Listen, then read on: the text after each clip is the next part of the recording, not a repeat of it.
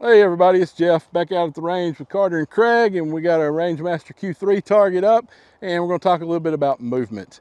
So when we train with our guns, our pistols primarily, we have to train like we're at here on a square range.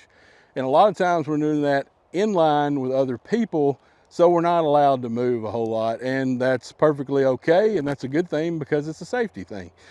So one issue with that though is in real life, movement is very important. If we're ever involved in a situation where we have to defend ourselves with deadly force, the last thing we really want to do is stand there. We want to, what we call it, getting off the X, and there's a lot of other terms for that, but really what we don't want to do is stand still if we don't have to. Okay, so there's a thing called an OODA loop. That is something that we want to break in our opponent, and movement can typically do that. If we would have had to have a malfunction or something in our pistol, we want to be moving while we're fixing that. So it's a good idea to train ourselves on movement when we have that opportunity and ability to do that. So out here at the range today, with just the three of us out here, we do have that chance. So what I'm going to do is just demonstrate a couple of different drills that you can do that are very simple to add into your training routine to work on movement. So I'll back up here to the 3-yard line. I'll put my ear protection on. And all I'm going to simply do is I'm going to draw and fire 3 rounds to the chest with movement. All right, so I'm going to assume, because of the target that we have up, that this guy is right-handed, because as we see at the bottom of the target, he's pointing a gun at us. He's giving us a reason to use deadly force. So one of our favorite instructors, Gabe White, teaches this, and I agree with it 100%.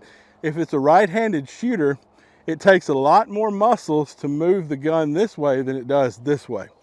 And it takes a lot more skill level to move the gun this way and make hits.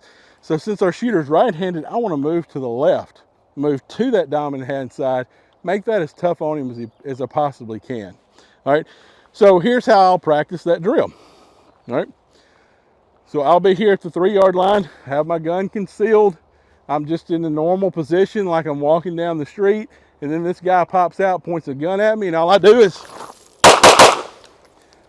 quickly move to the left, keep my balance. Notice I slid a little bit on the rocks, that's okay.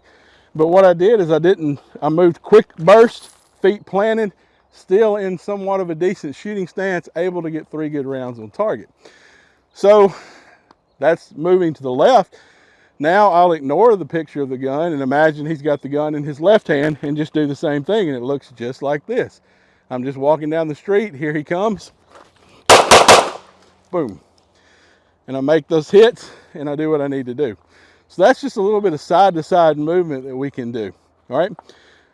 Another thing that we can practice is, what do we do after we've had to shoot this person, okay?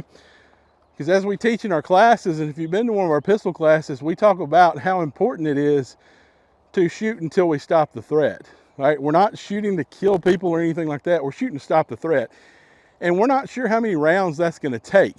But what we do know is, let's just say we put 3 good hollow points in this bad guy that's trying to kill us, and he goes to the ground. What next? So we have after action, or after the incident, things we'll do afterwards to deal with that situation. We don't just want to stand there, right? We want to see what else is going on. Does he have any friends? Is somebody else coming after us? We got to evaluate the scene.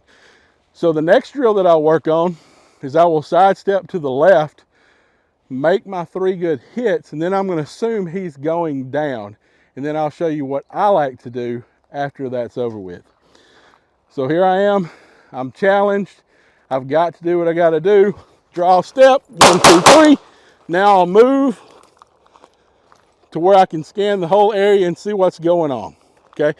Notice the gun came down to the ready, finger off the trigger because I'm no longer on target, but I'm now moved into a position where I can evaluate what's going on.